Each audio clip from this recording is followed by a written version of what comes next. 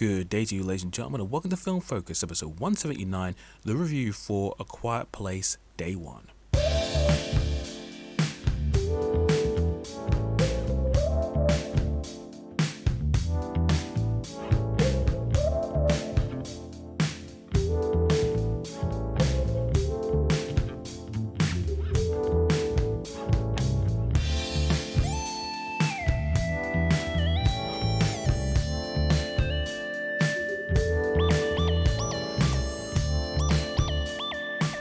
Well, hello there, ladies and gentlemen of the North, South, East, and West, and welcome to another episode of Film Focus.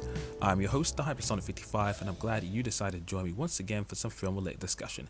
And as said at the top of this episode, we are talking about the newest installment in the Quiet Place series in the form of A Quiet Place Day 1. Now, I remember upon this announcement, I was just thinking, is this film really necessary?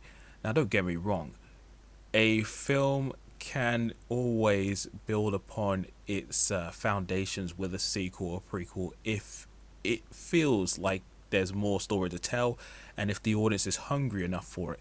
But with the first Quiet Place, I did feel like it was a open and shut case.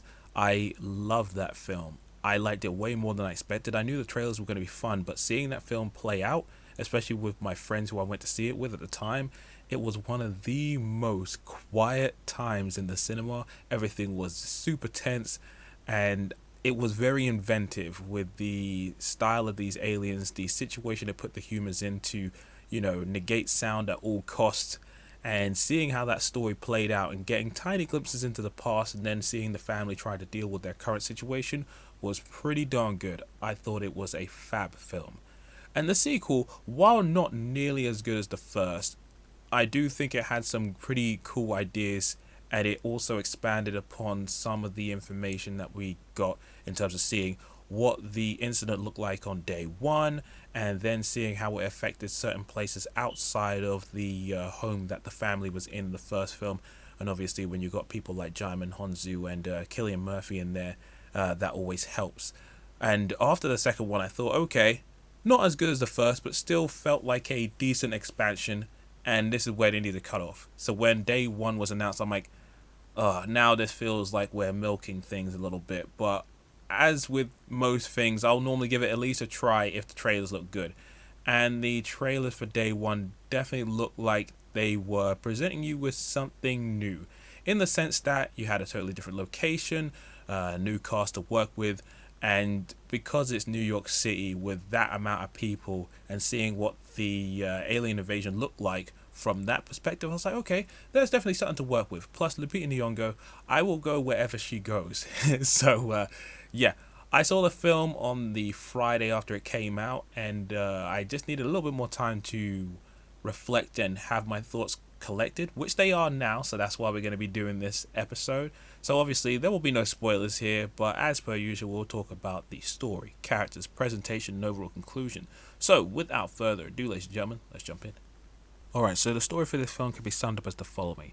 This story centers on Samira, aka Sam. She's a terminally ill individual who happens to take a trip to New York City. And whilst in the city, she's caught up in an alien invasion where these creatures descend from the sky in big balls of fire and cause a lot of panic, hysteria, death, and destruction. And after a little bit of time, the humans discover that these creatures are attracted to sound specifically, so they have to navigate the area without making noise. And so Sam, along with another survivor, Eric, and her cat Frodo, have to navigate New York City whilst avoiding this alien threat. And that is a way for me to summarize the plot without going into the area of spoilers. Now, it's interesting that this new film in this series is both a spin-off and a prequel. And I think it does a good job of presenting a new environment for these aliens to hang around in and present new challenges for the main characters to deal with. Because unlike the previous film, or should I say films, they had progressed in time, so everyone was fully aware of what they needed to do in order to survive. They knew what to do, what not to do, how to create sound nullifying situations for their feet, for their environment, that kind of thing. Whereas in this film, these guys are dealing with the issues in real time, so they don't know what to do initially. So there's a lot of people getting yammed up and killed left, right, and center, and it's crazy. And you can really feel the panic and chaos as everyone's scrambling around just trying to get out of the way. But because the city is so big and there's so many individuals and there's so much noise coming from all sorts of different devices and buildings and stuff, it's very, very difficult. And, again, a lot of death was going to happen. And like the previous films beforehand, you get to have those great moments of tension, fear, suspense as the humans are put in these very unfortunate situations where navigating these exterior and interior spaces is just so nerve-wracking because you're not quite sure what's going to set those aliens off in terms of sound, whether it's something you do or if it's something that's beyond your control, like debris falling, or maybe another individual decides to make noise and compromises your position. There's just a myriad of factors that you have to take into consideration in these films, and I thought that was handled pretty well. Though I will say, as tense as this film got, I don't think it was as crazy tense as it was in the previous, especially not in the first film. The second one, I'm not so sure. It's been a while since I've seen that one, but I remember the first film a lot more vividly in my mind, and I would say that one still had the best form of tension and fear.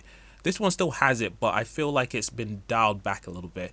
And I would also say, just in general, because this is the third time we're seeing these alien creatures now, it does mean that fear factor and originality that came from seeing them the first time around has been dulled a little bit, so you know what to expect. And while that doesn't mean that they don't find some interesting ways to still make them scary to the individuals of this film, because obviously this is the first time they're encountering them, I did find that, okay, it's still scary, it's still tense, but it's not as hardcore as it was before. I do feel like this film, if it was the second one or had been the first of its kind, it would have resonated with me a little bit more. But because we're on the third entry now, it does feel like it has slight diminishing returns.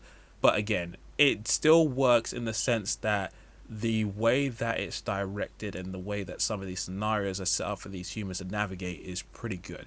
And I will say that I did enjoy the story.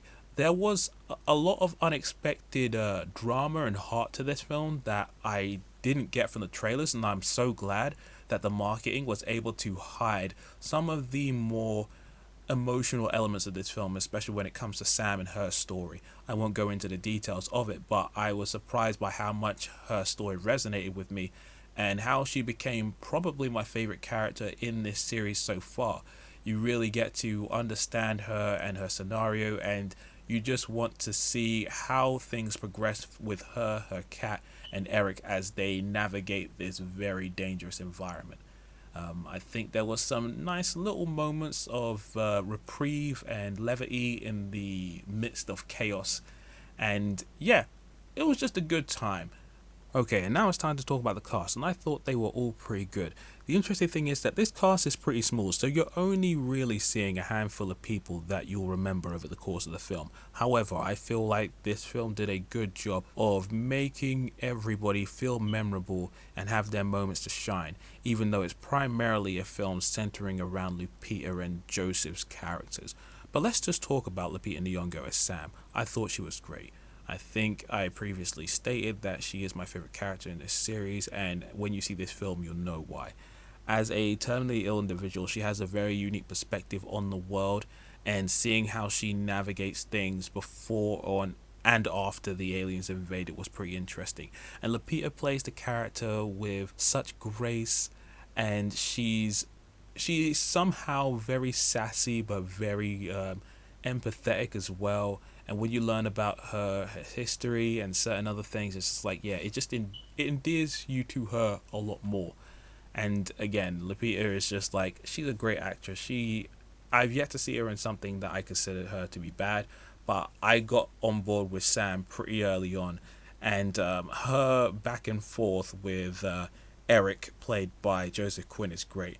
Eric is another interesting character who shows up in this film as he, again, I can't go into the spoilers for why he's there, but when you learn about his history and how these two characters come together is also pretty interesting. They are very different, but as they go on this journey together, they find out that there are some similarities and they grow to trust each other as things go on. And this is probably the first notable thing I've seen Quinn in since Stranger Things as Eddie. The interesting thing was, though, when I was looking up his filmography earlier on, I found out that he was not only in Game of Thrones, but also in Overlord. Game of Thrones, I looked him up and I was like, yeah, that face would have been easy to forget at the time. But Overlord, he was one of the soldier dudes who was there pretty much present during the early portion of the film. So I definitely would have seen him. I guess his face just didn't register at the time. Sort of like what happened with Daniel Bruhl when he was in one of the Bourne movies before he showed up as Baron Zemo years later on. And I was just like, oh, you were there? What? That's crazy. But anyway, yeah, Quinn is great, and it was interesting to hear him in his like regular English accent as opposed to an American one. But yeah, he was good. He was really fun. And Alex Wolff, who I totally didn't recognize at the time until I saw his name in the credits. I'm like, oh, it's you. Yeah, he was also pretty good as Ruben. He has an interesting relationship with Sam as well, and I like their dynamic. I almost mistook him for his older brother, Nat Wolff, but no. Upon looking on his face, I was like, oh yeah, it's the dude from Hereditary. I think it's just because he had a beard in this film. I'm not used to seeing his face with facial hair. But again, Alex Wolff, he was pretty good in the film. And then we had the return of Djimon Hounsou, who was in the second film, and his name is labeled as Henry. And it was nice to see him in this film again. Obviously, if you've seen A Quiet Place Part 2, you know what happens to him. However, it was just nice to see him in like this earlier period of his life and helping out certain individuals during the earlier portion of the film. And then you have Frodo the cat, who is definitely a key member of this crew. And this cat is a nice looking cat. And it's interesting to see how it gets up to all sorts of shenanigans as the film goes on. It can be a bit of a troll at times, but it thankfully isn't one of those very annoying animals that gets into, trouble for the characters involved. Alright, now it's time to talk about the presentation. I thought for the most part it was pretty good. Visually, this film is done pretty well. There is a bigger spotlight on spectacle because this is the alien invasion as it was seen on day one. So there's a lot of large scale destruction of buildings, a lot of people getting killed, aircrafts being destroyed, and a lot of explosions and fire and chaos. So there is a difference in the tone of how the action is handled in this film as opposed to the previous ones. And because there's more aliens on screen, that does require there to be a lot more CGI and visual effects on display. And I feel like it was handled for the most part pretty well. I did miss some of the more horror-focused visual imagery that we had in the previous films, but that's not to say that's not present here. There are a number of times where the humans are put in locations where, especially in the interior locations, there is good use of lighting, heavy shadows, so some places are dimly lit, and sometimes you can't exactly see what's coming around the corner. Sometimes there's good use of flashlights, and the color schemes can be pretty moody with some like nice uses of blue hues and stuff like that. And the creatures themselves, they still look pretty good, especially on like very extreme close-ups. Though I will admit sometimes I feel like the CGI wasn't as polished. Not that it looked like crazy bad or anything, but more so that I felt that it at times looked just not as good. And when it comes to sound, obviously that's one of the most important factors in this series. I feel like it was handled pretty well. There was some good moments where there was a use of music, but then when you needed to be quiet, there was a lack of sound, not only from the individuals on screen, but also when it came to sound effects. And there were times where the cinema was dead silent. So whenever someone was munching or something, you just kind of looked over at them and you're just like, could you stop? We need to be all quiet. Even though we're not in the movie, the film sort of tricks you into that mind space where you're just being as quiet as the individuals on screen, because you're just like, okay, let's just like try to get through this. So yeah, the use and lack of sound was pretty solid. And the film score from the composer, which I'm not familiar with, I believe their name is Alexis Grapsas. I hope I'm saying that last name correctly. It was okay, nothing to write home about, but it worked within the confines of the film. Alright, so that leads us to the conclusion. Overall, I would say A Quiet Place Day 1 was another solid entry in the series. It has enough of its own unique elements to make it worth watching, especially for the performances from Lupita Nyong'o and Joseph Quinn. And I enjoyed being in this New York setting and seeing what they did with sound and how they depicted the early appearance of the aliens. And while, again, as I said before, it does feel like some of the effectiveness of the scares and originality has worn off because this is the third time we are in this world again, there is enough to make it worth watching. So yeah, that is my thoughts on Day 1, and now I want to hear what you think.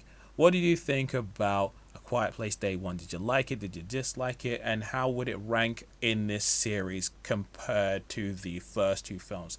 Whatever your thoughts are, please be sure to let me know in the comment section below, or holler at me on Twitter where I'm at Hypersonic55 or at FilmFocus55. Check out the podcast on SoundCloud, iTunes, Spotify, and other places where podcasts can be found. And yeah, check out the Facebook page and check us out on Instagram. Also check out the YouTube channel.